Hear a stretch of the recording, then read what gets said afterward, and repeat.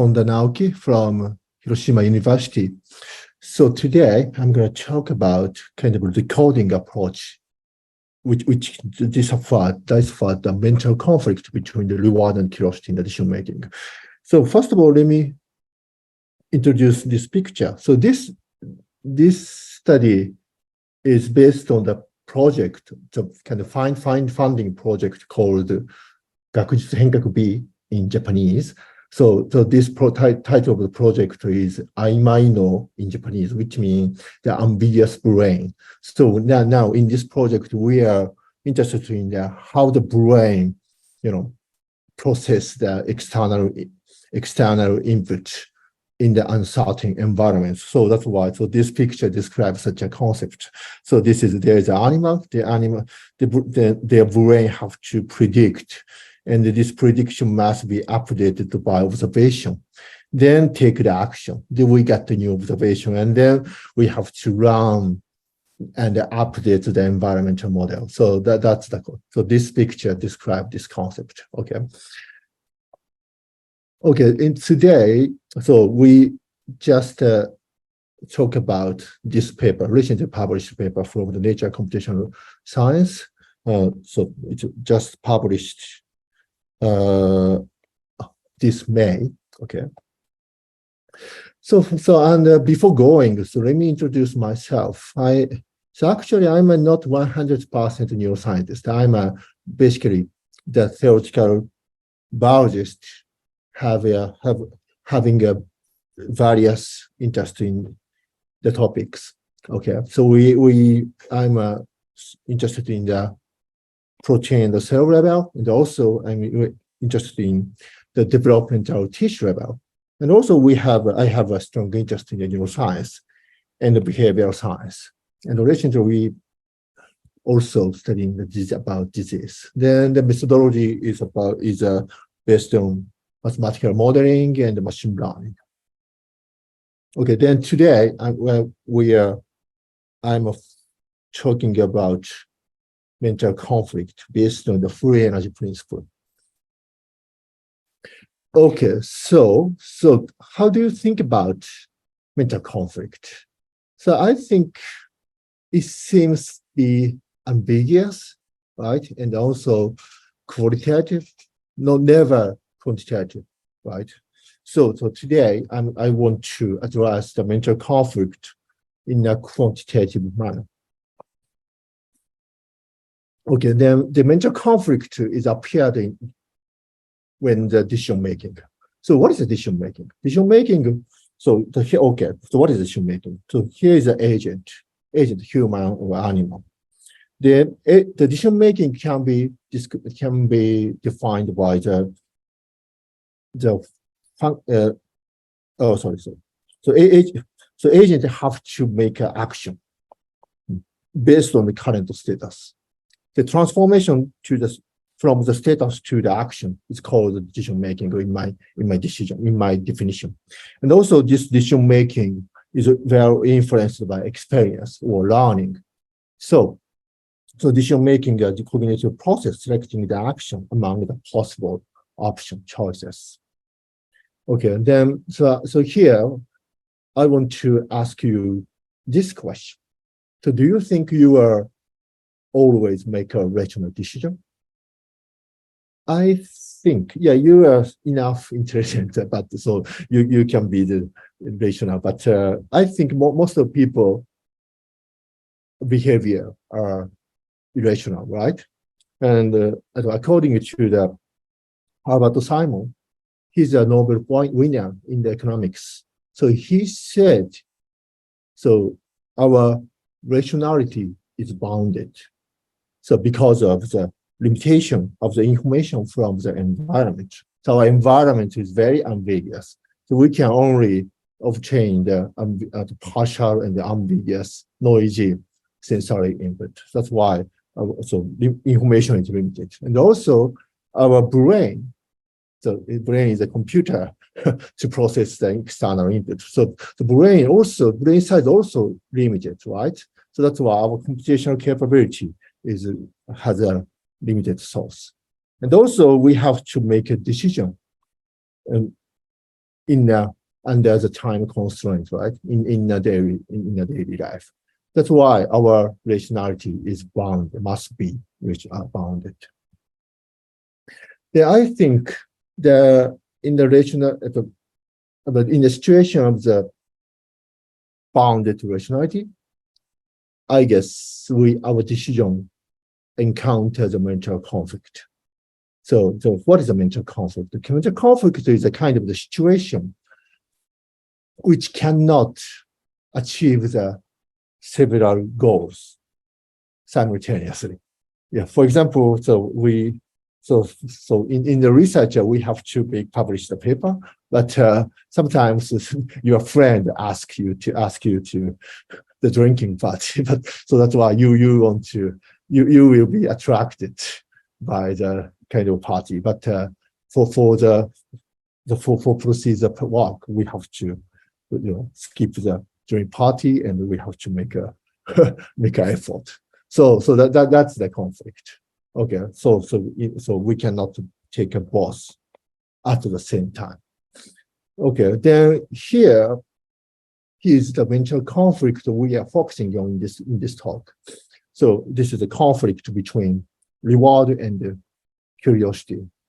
Okay, here, so let's imagine you are the animal or you are the bird, and you are very hungry, and you need a food. You have to search the insect as a food on the tree, like this. But you don't know, unfortunately, you don't know how many insects exist on each tree. That's why you have to search around the world. So let's imagine such a situation. In that case, if you are very reward-oriented guy, so what happened? So, okay, if you visit this tree and you find some food, so in that case, if you are really reward-oriented, that's why you stick into this tree, because you can get the reward. So you ignore you never explore another possible trees. So that's the reward-oriented guy.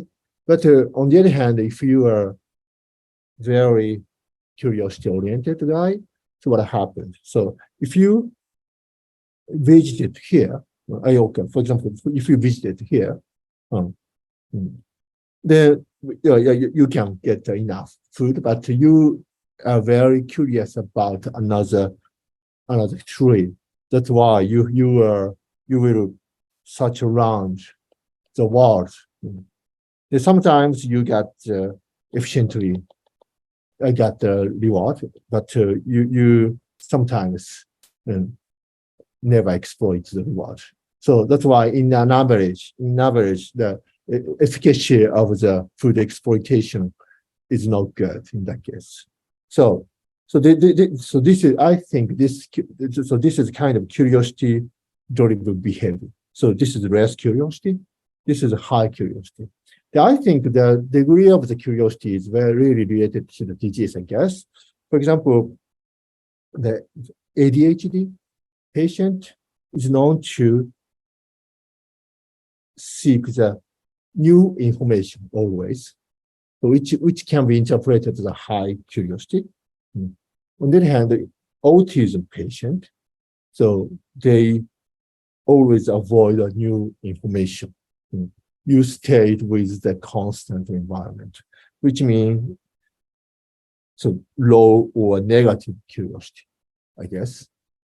So this is the mental conflict we are focusing on in this talk. And also, I want to introduce another conflict. I briefly may explain about this one at the end of the talk, but okay, another conflict is a conflict between the optimism and the pessimism. Okay, let's imagine you are a student and you are luckily offered from the several companies. Then what is the rational decision? I guess rational decision is to select the company with the highest average salary, right? Yeah. But if you are very optimistic. So you can assume you are so highly promoted, for example, to the president. So that's why you can choose the company with the highest salary if you are promoted. If you are, on the other hand, if you are pessimistic guys, so you can choose the company with the highest salary if you are not promoted. Yeah. So I think in our daily life, we encounter the mental conflict between the optimism and pessimism, right? That's why we are irrationally by the lottery sometimes. And I think this conflict also related to the mental psychiatric disorder. Okay, if the gambling addiction can be interpreted as too optimistic, or the patient with the anxiety disorder must be too pessimistic. So that's why this conflict also important to understand mental disorder. Okay, okay. Then here we want to address such a mental conflict in a quantitative manner. So then previously, so far, there are two kinds of the theory for describing the decision making. One is the reinforcement learning. The other one is the free energy principle, I guess. The reinforcement learning, its goal is to select the action which maximizes the cumulative reward. So their goal is maximization of the reward. On the other hand, the free energy principle, the goal is to select the action which can best know the environment. Okay, so the agent wants to know the world from the observation through the action. So that's why this theory assume rationality and optimality. That's why free energy reinforcement learning and free energy principle cannot address the rational behavior with mental conflict. Okay. So this is a goal I want to achieve in this talk. So no, in this talk, in the future. Okay. So this is our goal. So we want to develop the new neuroscience field of the addressing mental conflict with the irrationality. Okay, to this end, we will develop the decision-making theory for describing the irrational decision-making. Okay, and in our project I have several experimental collaborator about studying the mouse and the human and the monkey. So they obtained the time series of the behavior and the sensory and also the brain activity data. There we want to, so based on this theory, so from the behavioral data, we want to decode the mental conflict, such as the degree of the curiosity, of the confidence, of the degree of the optimism or fear, something like that. So we can decode such a conflict in time like this. And our collaborator also decode the neural activity, or also the biomarker from the blood. That's why I want to compare the decoded mental conflict and the neural activity. And then our future goal is to elucidate the neural basis of the mental conflict. That's our motivation. And also the quantifying the mental conflict is very important for the application of the medicine, I guess. Okay. For example, I think there are many, not research is not disease, but gambling, sorry. So there are many, mental disorder, right? So I think these disorder can be interpreted as the quantification of the curiosity of the optimism, I guess. Of course, there could be the another axis. And I guess, and also the researcher could be, so in my opinion, the researcher, our curiosity is a little bit high, and probably I think we are too optimistic, I guess. That's why we continued to study, I guess. But anyway. Okay, here, so this is our motivation. So until now, this is the introduction of my talk. Then from here, we will, first of all, I explain the basic of the Bayesian inference, which is required to understand our talk. And also, and then after that, we move to our study. The first part is the modeling part of the decision making in the two-choice task. And the second part is the kind of decoding machine learning approach to decode the mental conflict. Okay, so let's move on to the Bayesian inference. So from here, so this slide is for the audience who are not familiar with the Bayes statistics, I guess. So if you are familiar with this one, so just relax. Okay. So here, so we assume that the agent in the uncertain, ambiguous environment, okay? The environment is described by represented by the Z. Then the brain estimates the environment through the sensory input as observation, X. Okay. Then this brain wants to infer what is Z, because Z cannot be directly observed by the brain. Okay, and also this observation involving the large noise. So that's why we cannot know exact Z.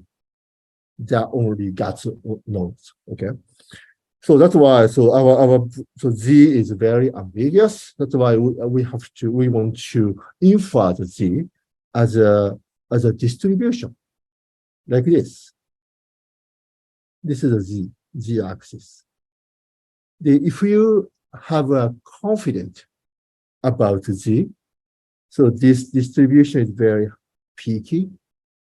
But if you have a less confident, not confident, so this distribution is very broad, and our recognition and our belief is very ambiguous. So then such a recognition can be described by the Bayes rule, Bayes theorem. Probably many people knows this equation, right? So this is a posterior distribution. This is a distribution of the Z rate environment given the observation. Okay, this is a posterior distribution. And this distribution can be calculated by like this. So this is this is a distribution of the Z, and this is the likelihood. This is the probability of the observation X given the Z, latent variable Z. Okay. And this is called evidence or marginal likelihood. And then, so this prior can be interpreted as a previous belief. Okay, this is a previous belief, like this. If you have a new observation X, this posterior is updated like this, following this situation. So this is a Bayes theorem. Okay. Okay, if you have any question, so please stop. So this is a more technical one. So this is only for audience who want to know the basic of the free energy principle.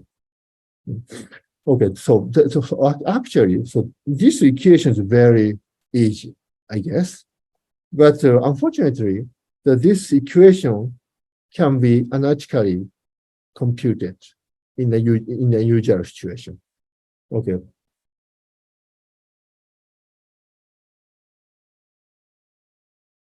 Then this equation, so the calculation of the posterior can be interpreted as a recognition. Is that okay?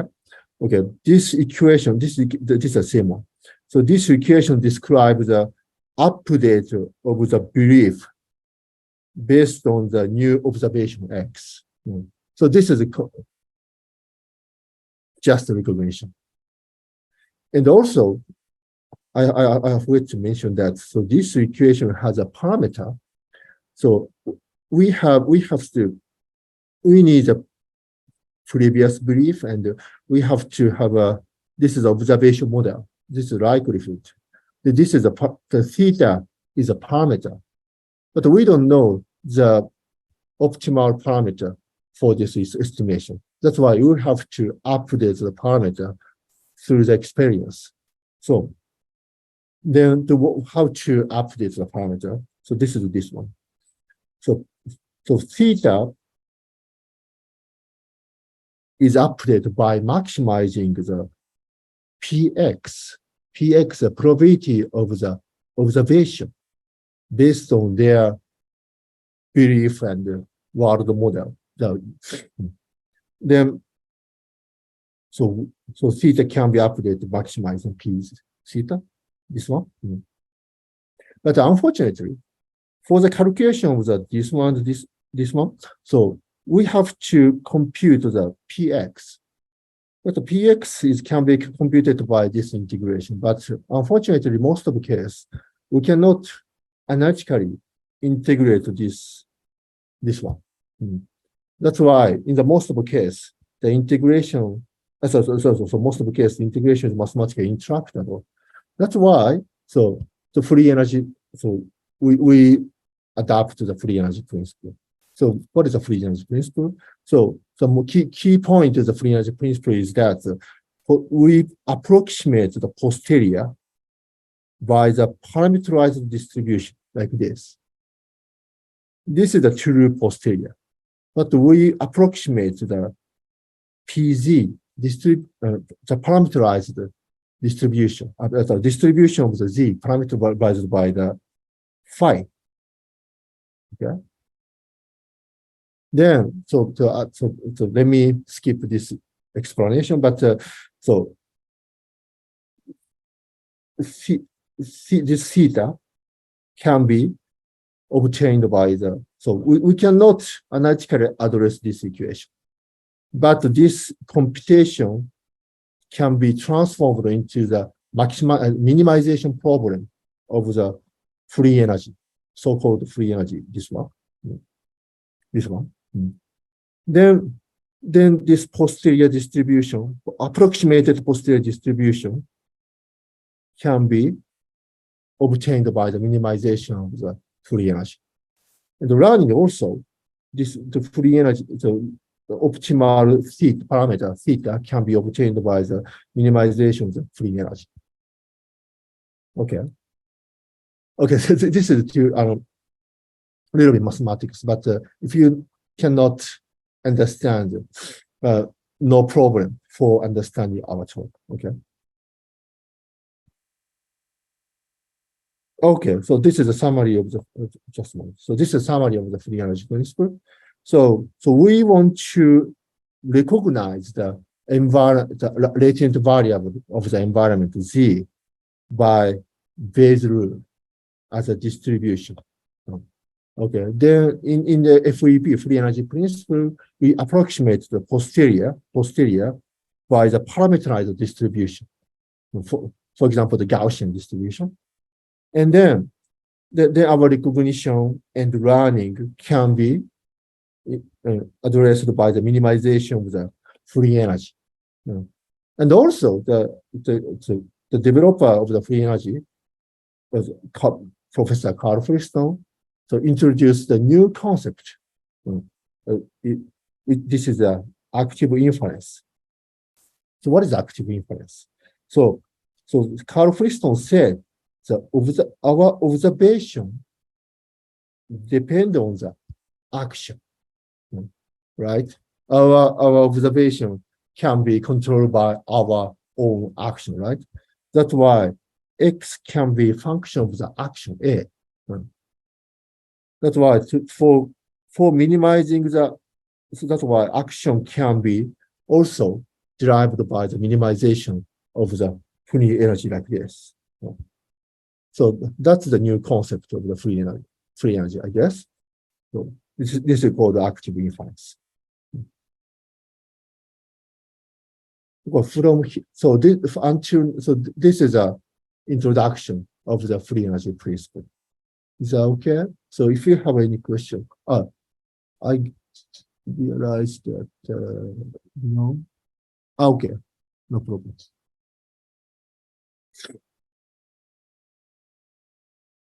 Okay, from here we move on to our study. First part is the modeling of the decision making in a two-choice task. Is that okay? Okay. So before going to that, I should have explained the easy example of the active inference. Okay, if you are you are communicating with a friend in the daily life, right? And we unconsciously infer or estimate your friend's mood. Your friend could be angry or could be sad or could be happy, right? You want to infer his or her mood. In that case, so if you to estimate their mood, so you need observation. Then if you observe his humming, in that case, probably he seems to be happy. You can estimate he seems to be happy, right? But this estimation depending on the person, it depends on your friends, right? Because some people always happy, sometimes some friends always sad. So it's based on these characteristics or your personal characteristics. So you have personalized friends model, right? Based on this model, so you can estimate their mood. And also, there is another strategy to know their mood precisely. So that's the action. So if you say hello to your friend, then you got the new observation from your friend, right? In that case, so you are recognition about their mood become more precise. That's the active inference. Is that okay?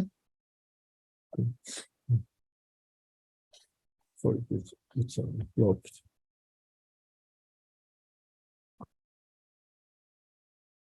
Okay, let's move on to the modeling part.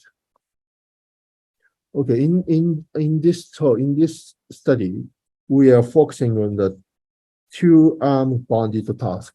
Another name is a two-choice task. Okay, then here there is a two bandit or two slot machine in front of the agent. The agent doesn't know.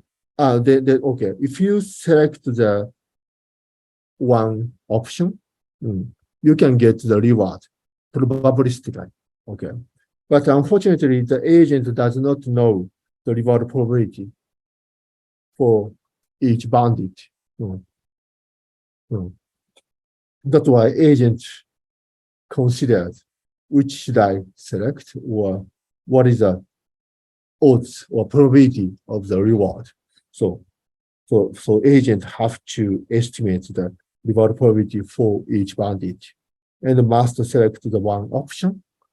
And also, this agent assumes that this is my assumption. The agent assumes that temporal variation of the reward probabilities. Okay, because as I actually, I personally, I don't like the gambling, but I had in the pachinko store, the reward probability is temporarily changing in a day, within a day. So that's why, so probably gambling addicted people assume that the pachinko reward probability is also changing in time. So we assume such a situation. Okay, to describe this two choice task, so we developed a generative model of the reward. Okay, here, so there is a latent variable z. The latent variable control, this is latent variable z. Latent variable controls the reward probability from 0 to 1, like a sigmoidal manner. That's why z can be a kind of latent control parameter of the reward probability. Okay, and then based on the z, the reward, in this case, the x, reward is presented. Okay. The reward is a binary, 0 or 1. That's why, so reward probability can be described by the Bernoulli distribution like this. So that's a very simple generative model.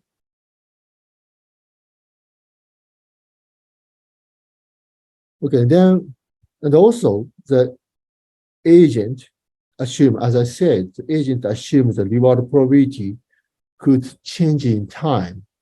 Okay, left and right, so reward probabilities are known, and there is a latent variable z for each bandit. This each z can fluctuate in time, they assume. This is his world model. And then he has to solve this question.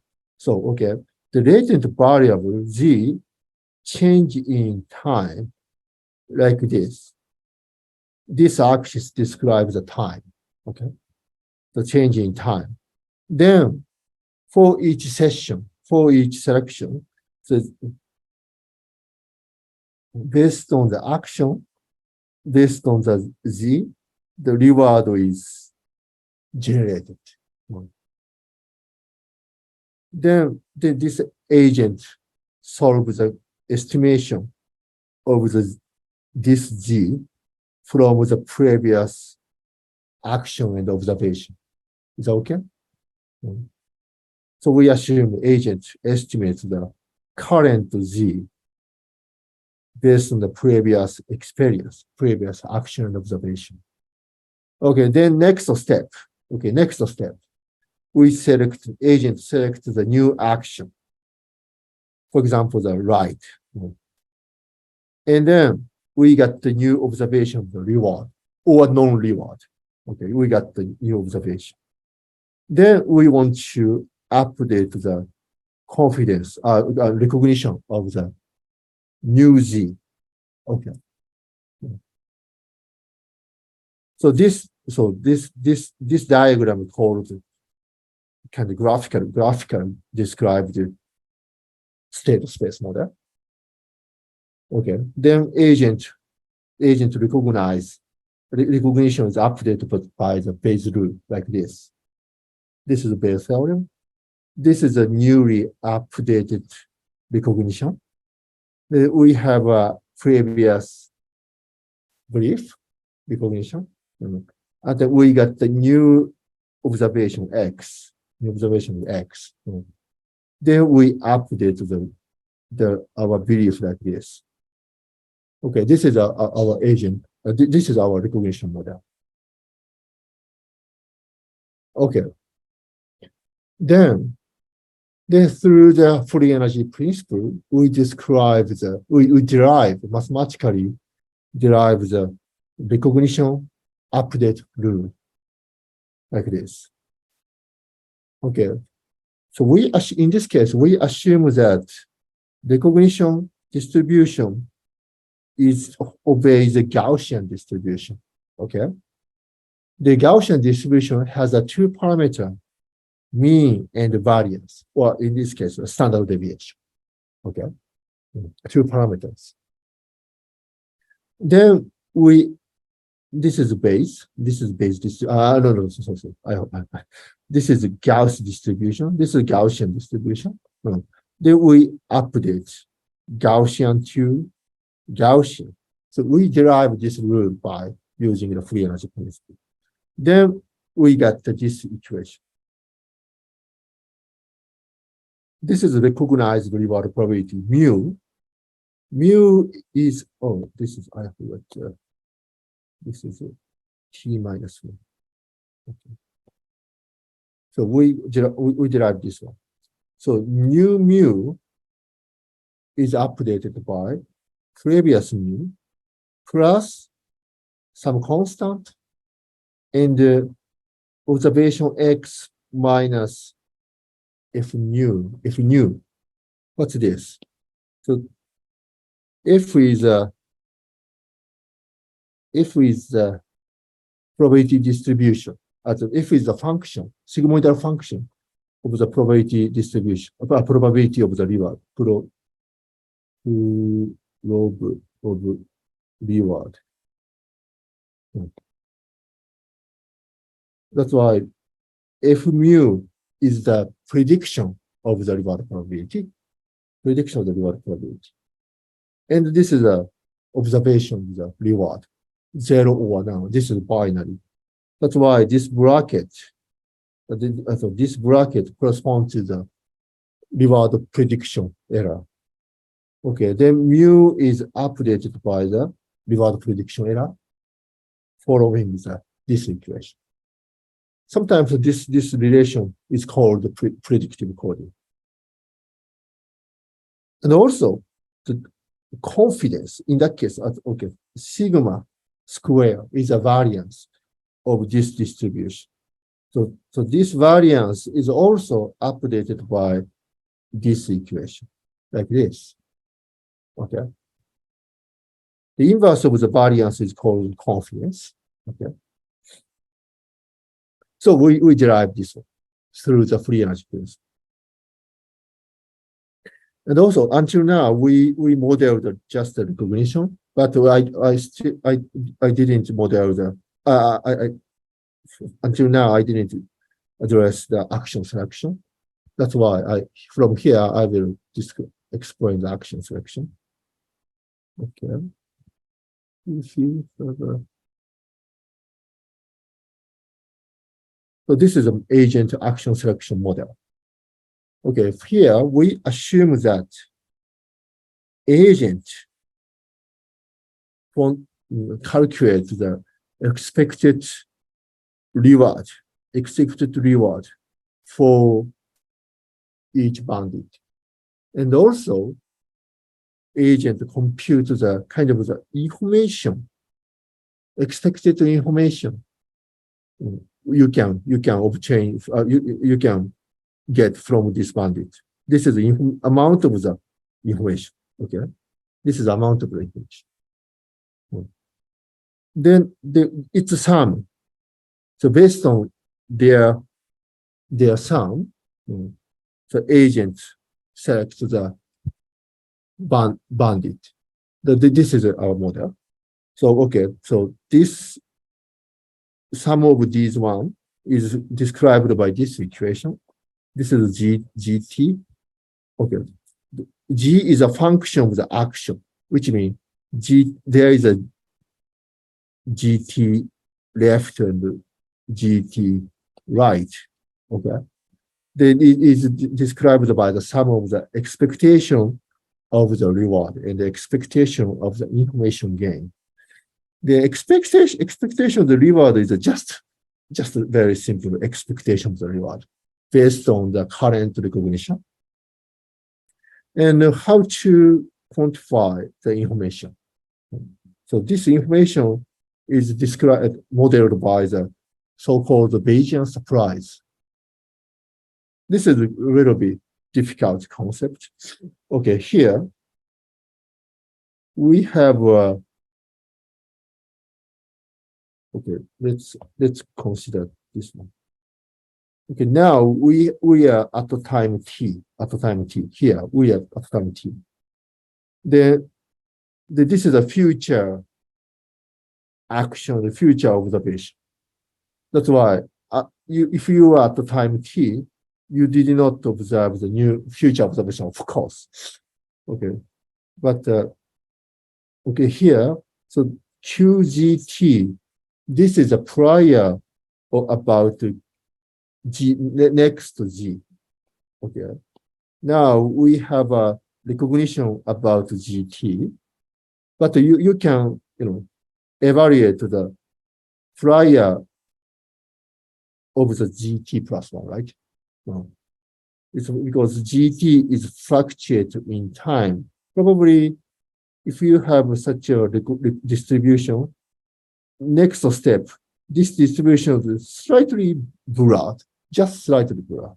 So we have such a prior here. Then, so what's this? This is a posterior of the updated GT plus one given the new observation. Okay, let's assume. So you are here, but you did not observe new future observation, of course. But let's assume if you observe this one, you can update about GT plus one, right? Then this is a Carvacrol divergence between the prior and updated posterior. But unfortunately, QXT plus one is not observed yet. That's why we take expectation of the observation given the action. Is that okay? Okay. So we evaluate the information by using the expected Bayesian surprise. So anyway, this is a kind of the distance, expected distance between the current belief and updated belief. If you select some action. Honda-san, one question is from chat. Yeah. Can you see the? Okay. If you assume normal distribution for the real probability, this seems to give a probability density for negative probability value. Does this pose a problem in modeling inference for unknown probability? Okay. Oh, that's a good question. So to avoid this one, the question is about, so if the reward probability is described, reward probability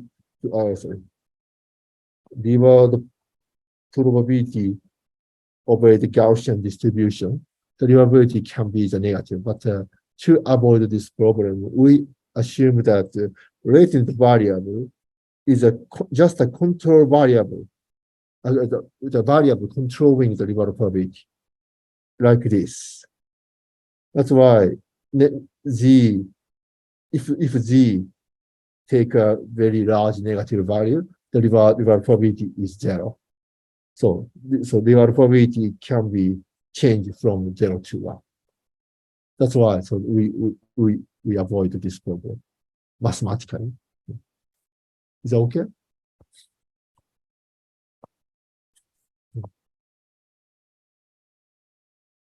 Okay, so our action selection model is like this. And also, so I have to explain this one, CT. So this is the very most important part of this talk. So CT is control the weighting of the information. Weighting of the information. That's why if CT is large, so agent want to update our recognition, which means this agent has a high curiosity. Okay, if C is 0, so agent just obeys the maximization of the reward. Okay. Then interestingly, if C is the negative one, what happened? So agent avoid the new information. Agent don't want to update our recognition. The agent recognition. Okay. That's why CT can be a control parameter for the curiosity-driven behavior. Okay, and also I forget to mention that the action is selected by the softmax distribution. Okay.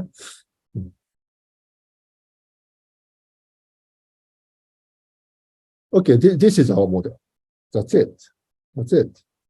Then to confirm this model works well, so we just perform the computer simulation, just a computer simulation. So here, this is a simulation setting. So we have a two bandit, of course, and then the left bandit give 80% reward probability. The right one is the right one has a 20% reward probability. And then this is a trial. The x-axis is a trial, and this is the behavior, the simulated behavior, like this. So selection probability changing time like this. And this agent successfully estimates the reward probability like this. So 0.58, 0.2. So this is the confidence about its recognition. This is the recognition, this is the confidence. And also, we just computed the information gain, and expected reward, and its sum, like this. In this case, the expected utility, okay, I forget to mention that its sum is called expected utility in our work. Okay, expected utility of the left bandit is always higher than right bandit, which means so agent prefer to select the left one. Okay, just a simulation demonstration. And also we also simulate the temporally varying the reward probability. Okay, in that case, the right bandit have a constant reward probability, but left one shows a kind of sinusoidal reward probability like this. And then the simulated agent have a recognition of like this. So dot line is a ground truth reward probability.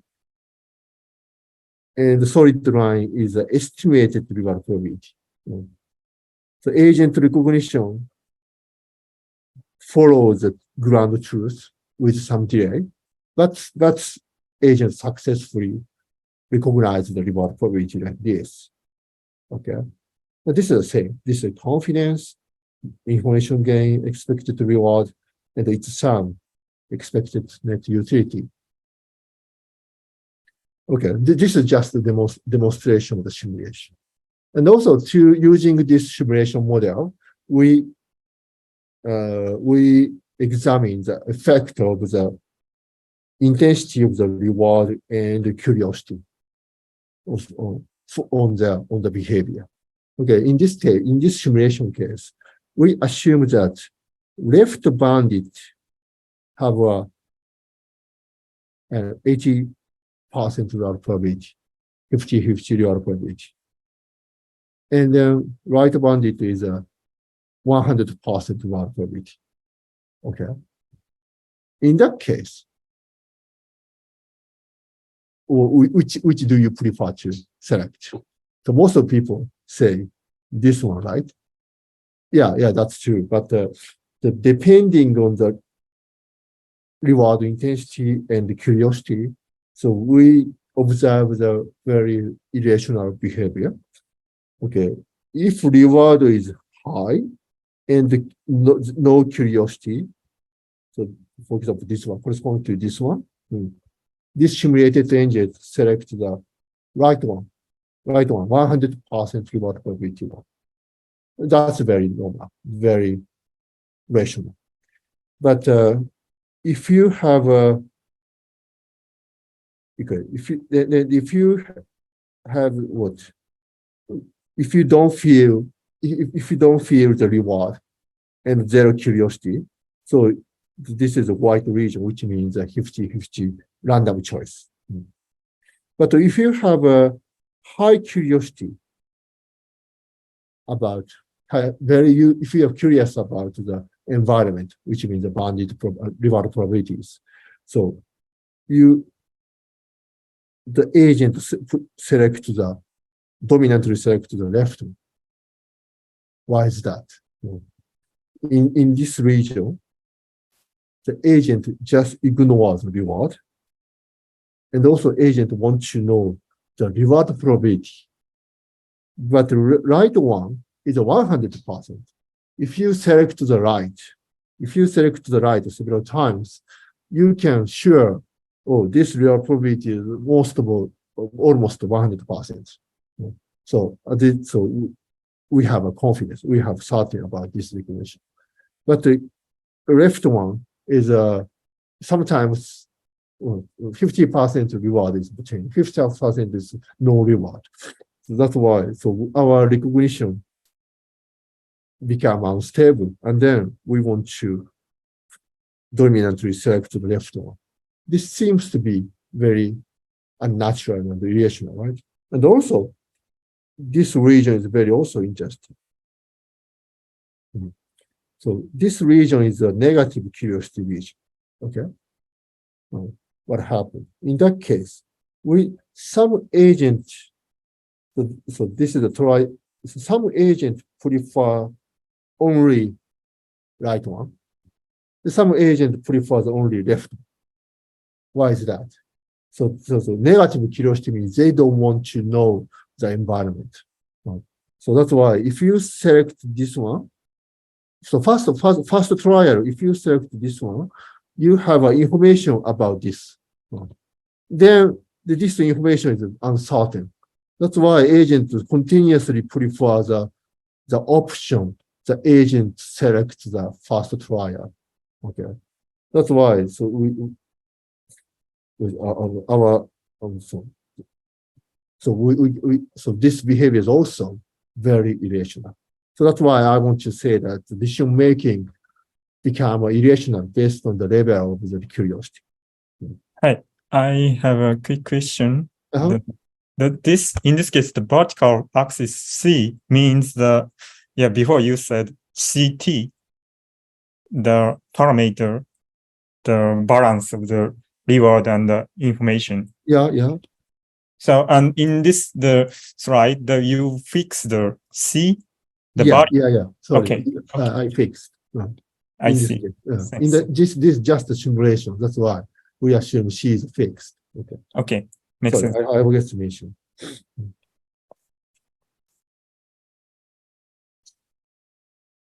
Okay, then from here, the last part is the decoding mental conflict by using the machine learning, kind of machine learning, not modern machine learning, classical machine learning.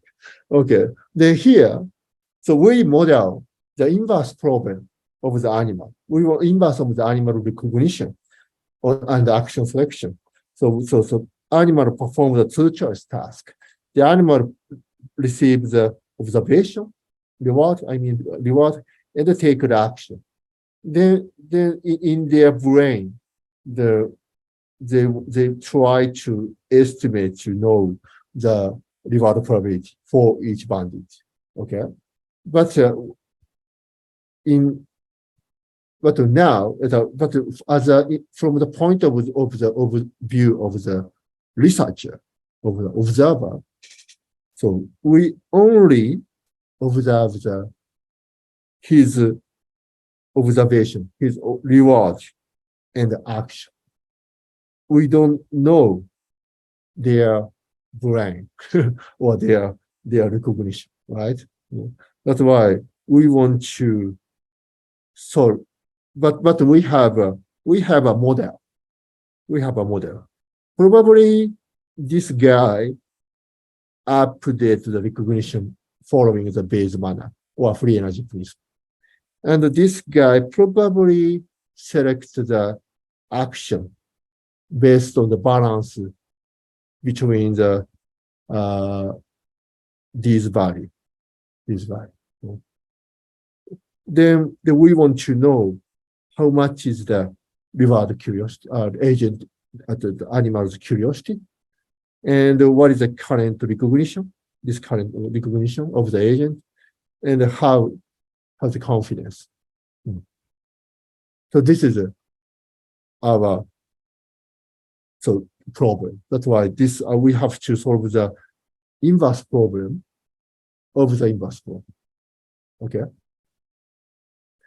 To solve this inverse problem, so we propose the inverse FEP, inverse free energy principle.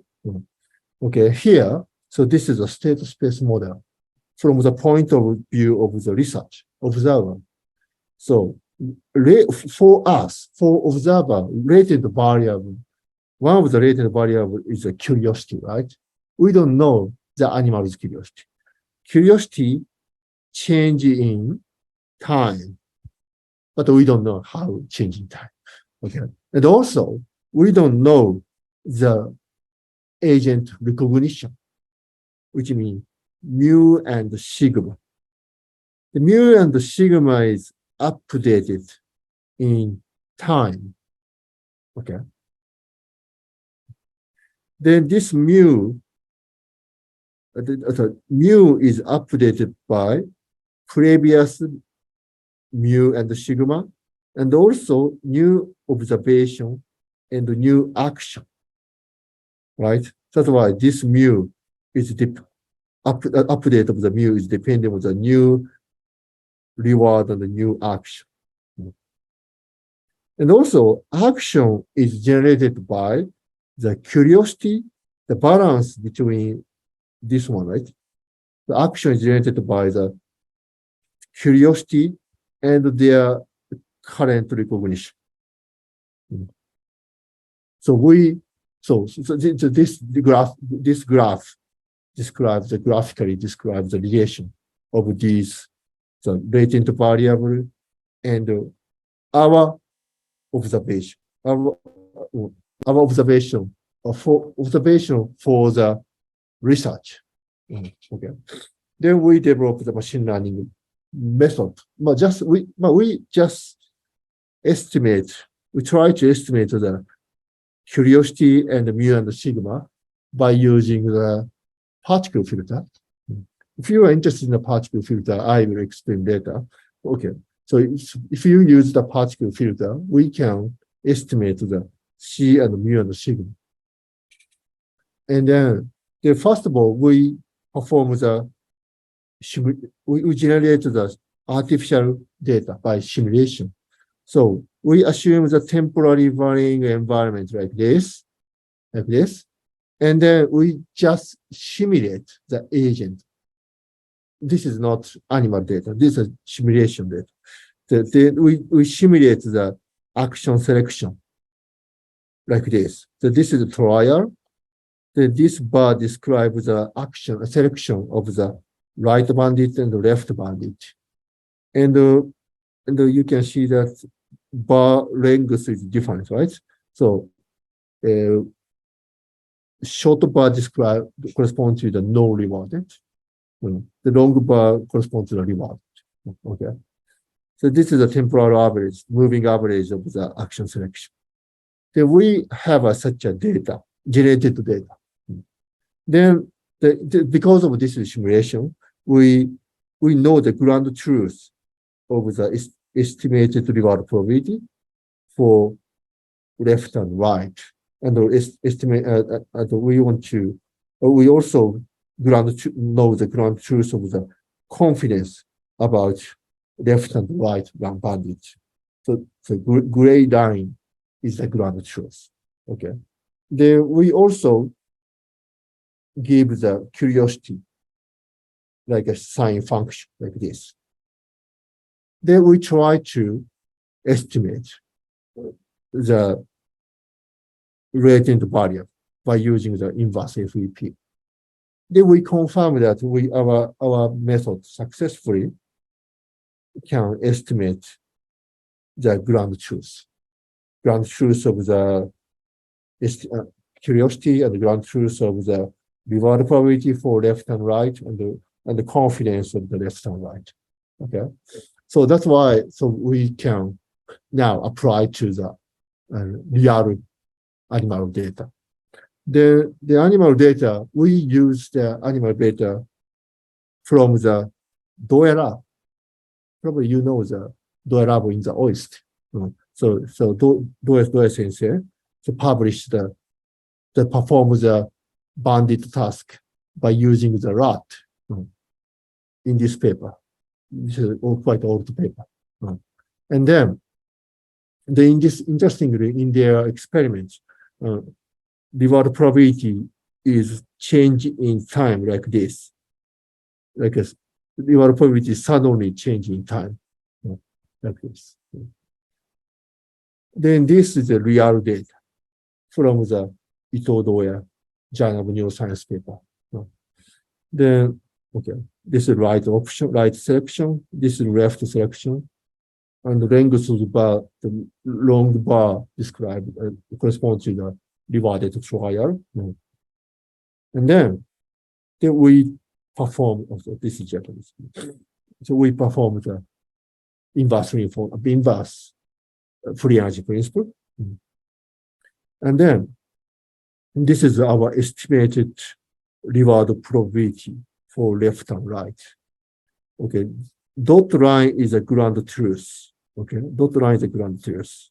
Dot line is a ground truth.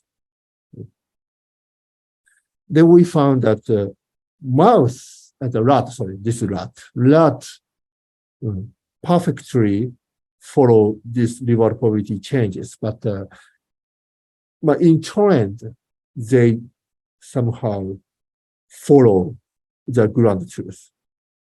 So this is reward probability is decreased. In that case, reward probability decrease in time. Then from here, reward probability increase. The reward probability increase in time, like this, very slowly, but follow the reward probability. This is the same as left one. That's why I think this our decoding results could be valid. And also, this is the result of the decoded curiosity in time. Okay, so this is a estimated curiosity of the rat. We found that the curiosity was almost negative in average. Okay, this is a zero line. That's why curiosity almost stay in the negative region, which means the rat selecting the confident option, right? And also, which in other words, it can be interpreted as a conservative, very conservative agent. And also we found that curiosity, okay, this curiosity, for example, in this case, curiosity is suddenly increases in response to the change in the reward probability. Okay, this vertical line describes the timing of the reward probability changes. Okay, for each time, well, this is not the reward probability estimate. The curiosity is increasing. That's why. So rat selects the less confident reward, I guess. So I think so according to result, we can say that adaptively change control the degree of the curiosity based on the environmental rule changes. Okay. So this is not important for the deep understanding, but okay, I will explain. Okay. Some reviewers said, so this negative curiosity is by chance or artifact. So that's why I analyze the animal behavior in detail. Okay. So action selection is described by the expected net utility, balance of the left and right. Then this option, the utility of the net utility is described as the expected reward and expected information, weighted and weight with the curiosity, like this. So that's why. So this situation is not good. Okay. So okay, so sorry, this slide is not good.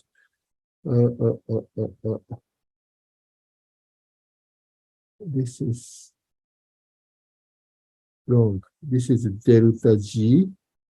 The delta G is described by G times T, GT, for example, left minus GT right. Okay, sorry, this equation is wrong. Sorry, this is correct.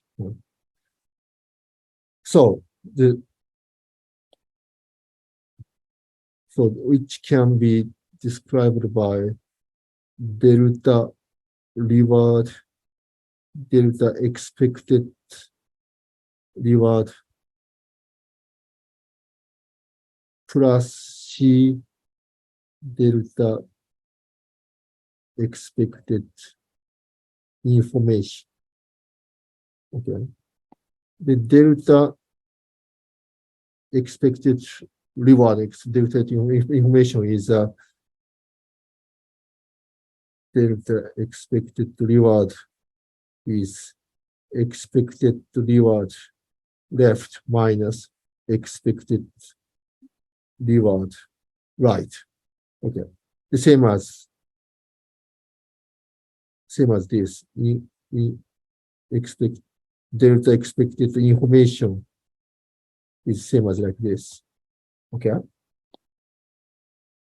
So that's why. So the action is according to our theory, action obeys a kind of logistic function of the delta reward and the delta information gain. Then this C is the parameter. So that's why, so we have a data. So then we selected if C is at a large negative, we collected the large negative C region, this region and this region and this region and this region. We select large negative C. Then we at this moment we computed the delta reward, delta information gain, and then then we plotted.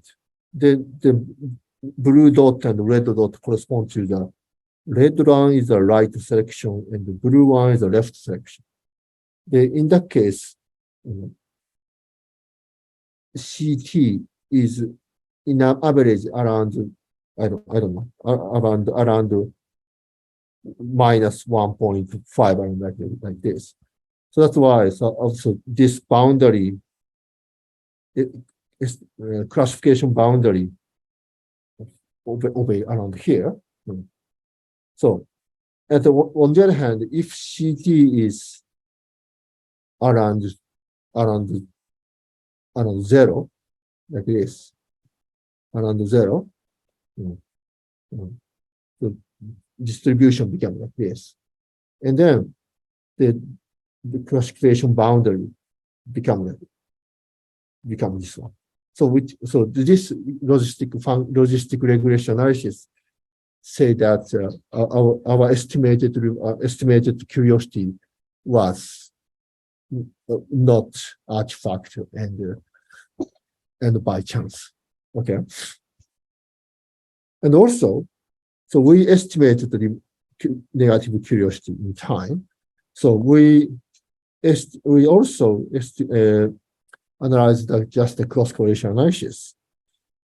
Okay, this red line, magenta line, describes the temporal derivative of the curiosity. Okay, the blue line corresponds to the information gain. Information gain means this one, information gain. Information gain corresponds to the uncertainty of the recognition. Then we found that this one is positively correlated by the cross-correlation analysis. That's why so we found that temporal derivative of curiosity is driven by the information, the recognition uncertainty. That's why I think this result, I think this could be the first report showing the animal curiosity is adaptively regulated according to the degree of the cognitive ambiguity. Okay.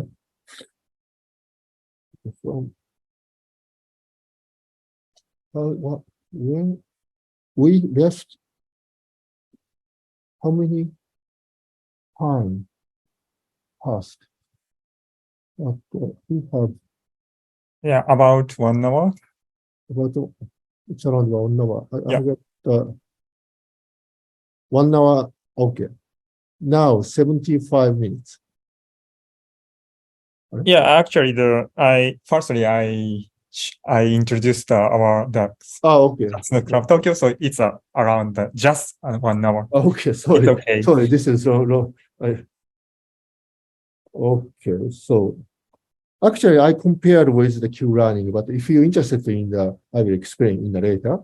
And also I address studying the conflict between the optimism and pessimism, and we somehow model the degree of the optimism, and then we successfully estimate the optimism parameter. Anyway, so if you're interested in, I will explain later. So this is a summary.